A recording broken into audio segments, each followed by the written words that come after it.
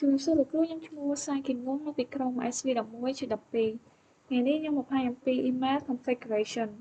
Đại chỉ từ 4 nhóm châu mau nam chỉ bỏ chữ máu. Hợp đồng mà tiết nhóm châu hosting list.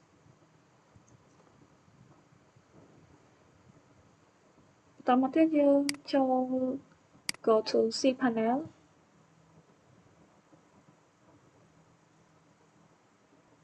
Bắt đầu bị châu cPanel hay dân ông cho mà khốn. Như châu là email account.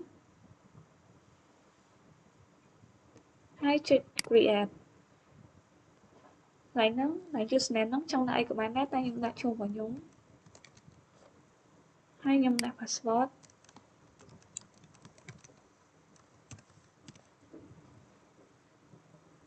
Hay nhầm check edit setting.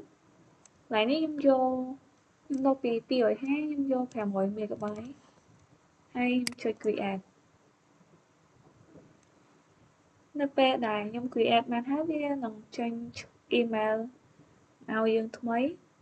Hay nhầm cho từ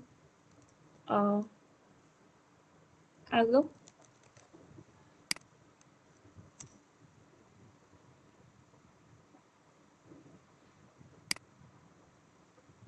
Tao mới dương đặt email đại dương bànประกาศmột lần mát.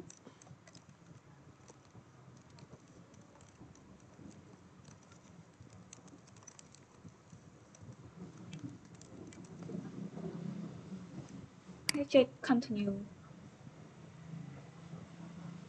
Bắt đầu bị continue hãy dương vô IMAP.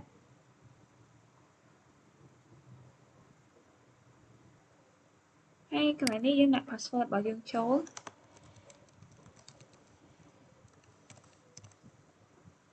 Hay continue.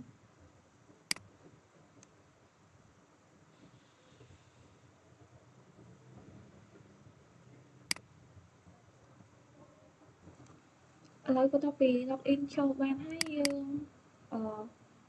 dương nhà email á, dương chuyển nhú.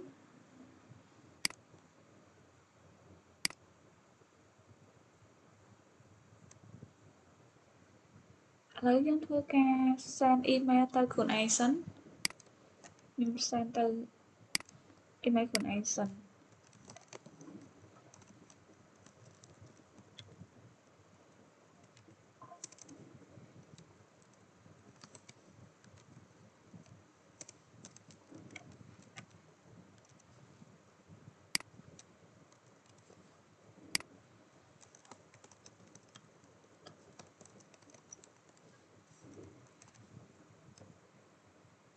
Bắt đầu bị nạp bông này hãy chụp sẵn.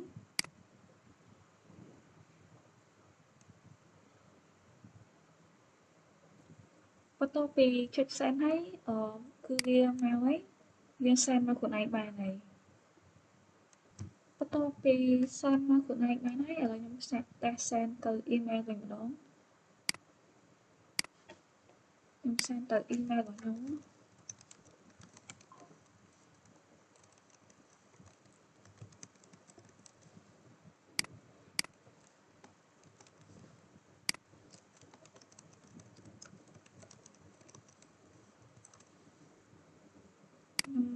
Chụp send.